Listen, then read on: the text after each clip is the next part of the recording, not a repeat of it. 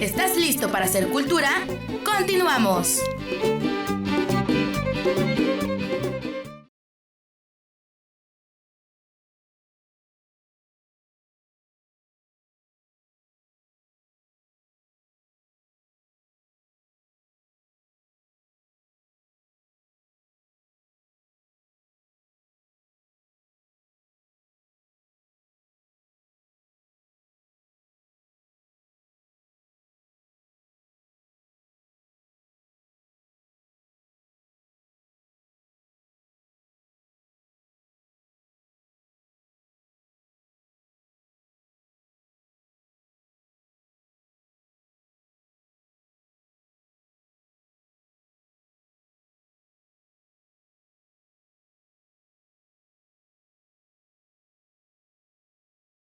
En el caso de, por ejemplo, de un rescate o de una zona donde van a construir algo, pues ahí también nos enfrentamos al interés económico, porque dicen, no, mejor cállate, porque si se descubre algo se tiene que detener todo lo que se está construyendo. Se tiene que Sí, sí, sí, pero resulta que las empresas, las paraestatales, las dependencias no pueden construir si no cuentan con un permiso expreso del Instituto de Antropología.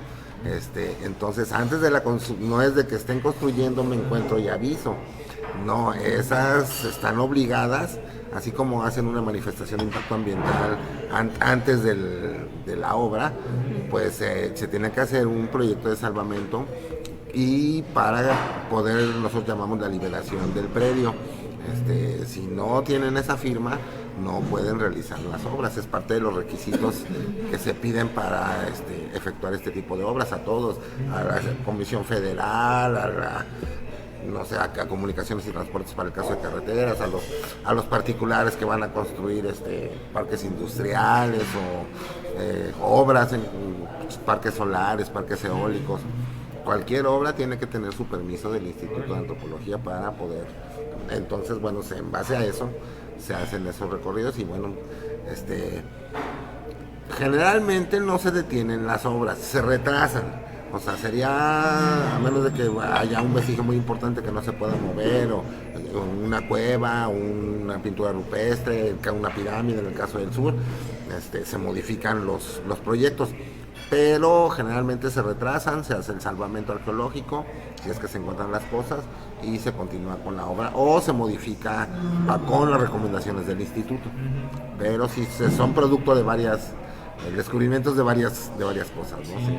Y ya en el caso de una investigación que ustedes realicen, también, ¿cómo decides qué punto pudiera ser apropiado? Porque también ese es un rollo, ¿no? Digo, tenemos un planeta chiquito, a final de cuentas, en comparación a muchos otros. No, hombre. Pero sí hay mucho terreno. Coahuila es enorme. Hablemos de Coahuila nada más. Coahuila es enorme y nosotros habremos explorado entre salvamentos fortuitos y investigación, pues habremos investigado el 2 o el 3% de Coahuila, ¿no? O sea, nos falta muchísimo, hay mucho territorio que cubrir. En el caso de la investigación, hay mucho trabajo previo, muchísimo trabajo previo. Por supuesto, todos los antecedentes arqueológicos, tenemos que revisar todo lo que se ha hecho de arqueología previamente en la zona. Entonces, bueno, yo ya sé, antes de proponer un proyecto de arqueología, yo ya sé qué tipo de sitios hay en la zona que me interesa investigar, sé dónde pueden estar y cuáles son las características de esos sitios arqueológicos. Entonces, reviso mapas, reviso el terreno, fotos satelitales, ahora que tenemos tanta tecnología, bueno, pues fotos de drones, Google Earth y QGIS y sistemas de información geográfica, todo eso se revisa previamente y en base a eso entonces dice, bueno, a mí me interesa investigar esta zona, esta sierra, entonces yo sé que los sitios están en los cañones, entonces bueno, voy a revisar, por ejemplo, los cañones de esta serranía. Y entonces ahí me voy en ese proyecto y entonces voy revisando las cosas que a mí me interesan. Si me interesa la pintura rupestre, voy a los cañones. Si me interesan los campamentos con fogones, voy a los valles. Si me interesan las cuevas mortuorias, voy a las sierras. O si me interesa todo, bueno, hago una estrategia para un día recorrer algo, un día otra cosa. Y entonces es así, pero requiere mucho trabajo previo. por ejemplo, y antes de irnos a corte, en el caso del hombre de Bilbao, ¿cómo se dio? ¿En qué caso entra? Bueno, el hombre de Bilbao es uno de los casos fortuitos, muy fortuitos y muy afortunados, porque unos turistas que estaban haciendo actividades en las dunas de Bilbao, actividades turísticas, pues se ven un esqueleto semienterrado, y pues no sé exactamente qué impresión causó, pero como que de miedo. Entonces hablaron a la policía, por favor, sí, hablaron a la policía para reportar el esqueleto, el hallazgo. Y bueno,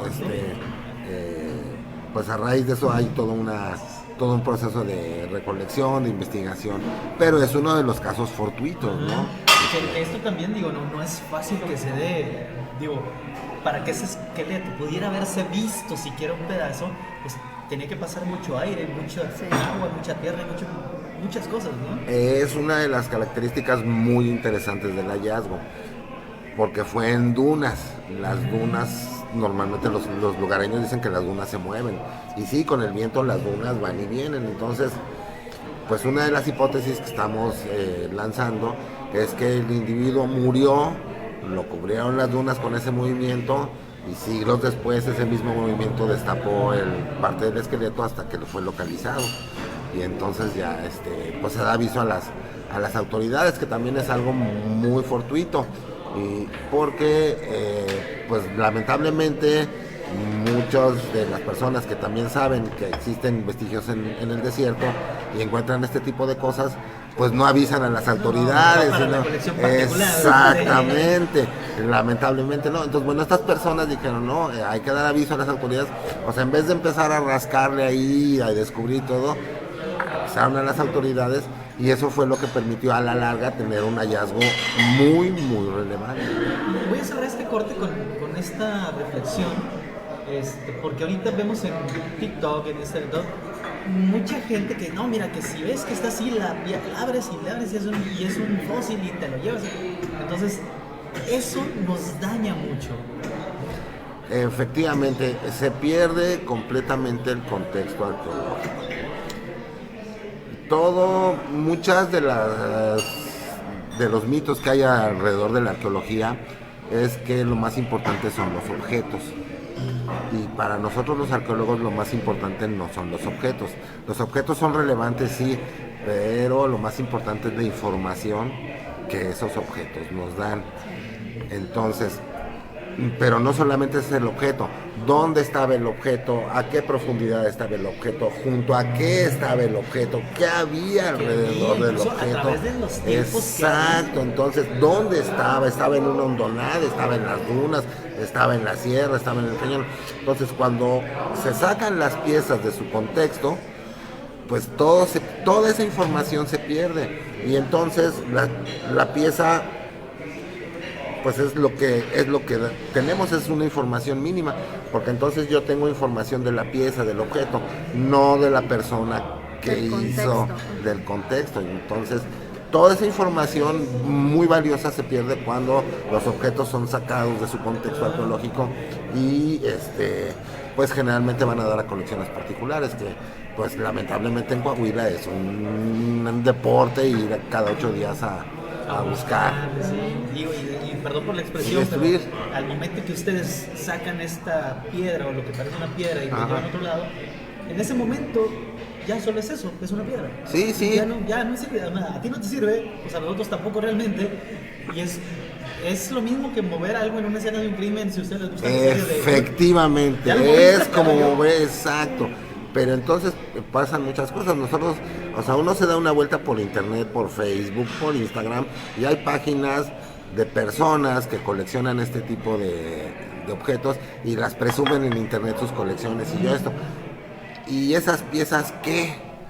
¿Quién las hizo? ¿De dónde son? ¿Qué temporalidad? ¿Quién las puede ver? O sea, esas piezas son patrimonio de todos los mexicanos, por ley. Y entonces, cuando se hace una investigación arqueológica y se recuperan los objetos y la información, esas piezas se exhiben con información y todos los mexicanos, la maestra, el reportero, el trabajador, el policía, todos pueden ir a un museo y disfrutar de esas piezas. Y van a saber que esas piezas tienen una información, una relevancia, una procedencia, quién las hizo, cómo se manufacturó. En una colección particular que se exhibe por internet, pues insisto, esas piezas qué y cómo las veo, cómo las veo. Y entonces pasa algo todavía peor, que en vez de contarse la historia del indígena y del antepasado que fabricó esas piezas, se cuenta la historia del saqueador. Sí. Yo fui al desierto, yo fui a buscar, yo me las encontré, son mis piezas, es mi colección. Pues sí, pero es tu historia. ¿Ya? Y yo, y las aventuras de la gente que va al campo, no, hasta libros les publican. Entonces, son ese tipo de historias que el saqueador, hace poco vi una publicación de una persona que se encontró unas tablillas y que fue un caso muy sonado, que incluso hubo casos de sanciones, y que la persona presume en Facebook que está una persona mirando las tablillas en una vitrina en un museo en Saltillo, y entonces dicen, mírala, fíjate, le dice la persona a la publicación, fíjate qué dice la cédula, y la cédula dice hallazgo de tal persona, en vez de decir tablillas de arenisca talladas de tal antigüedad pertenecientes a los cazadores recolectores, bla bla bla, no. La cédula del museo dice hallazgo hecho por tal y tal.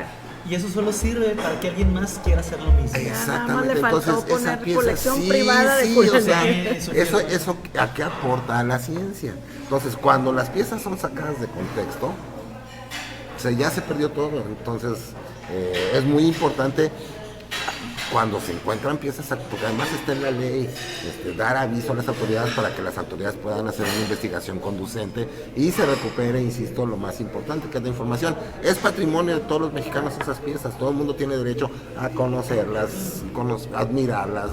Me atrevo a decir que hasta del mundo, ¿no? Porque se hacen estos préstamos entre organizaciones para eso. Digo, lo hemos vivido también aquí gracias al Museo Regional de La Laguna. Ángeles de la Banda Sinfónica Infantil Juvenil de Lerdo. Sí. ¿Cuál es la música que comúnmente practican o llevan a los eventos, a sus presentaciones? Sí, bueno, mira, a mí se me encomendó la tarea de rescatar y preservar la música de banda de viento.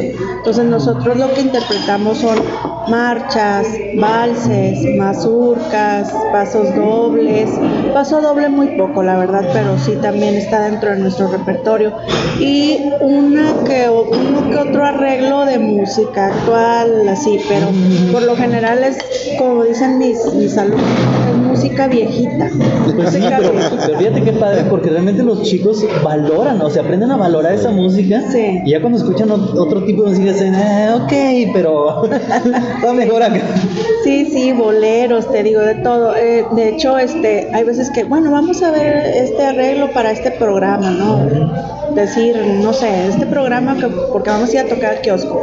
De repente Granada, ¿no? De Agustín Lara. Y luego pasan días así, oiga, dice mi abuelita que le gusta mucho esa que puso de Granada, que si la vamos a volver a tocar porque quiere ir a la plaza a escucharnos. Sí, cómo no, vamos a volver a poner Granada. Pídale y escúchela. Sí, básicamente es música viejita, ¿no? Música para gente grande. De repente nos aventuramos también ahí con música más académica, con Sostakovich, el vals número 2, que es muy conocido, y cositas así, pero a veces no nos permite mucho hacer ese tipo de cosas, porque la formación de la banda de repente son muy poquitos, luego de repente somos muchos, y luego otra vez poquitos. Esto nos pasa casi cada 3 años, ¿no? De que, por ejemplo, el chico que estaba en secundaria ya pasó a la prepa y le tocó en la prepa en la tarde, en el horario vespertino, pues ya no puedo ir a la banda más que los sábados, o el que estaba en primaria va a la secundaria y también que en la tarde, o que va más lejos, a un lugar más lejos a la secundaria. Búscanos en Facebook. Y dale me gusta a nuestras redes sociales. Cultura Total 1. Y Cultura Total Lado B. Cultura de calidad, gastronomía, civismo, salud y, por supuesto, arte.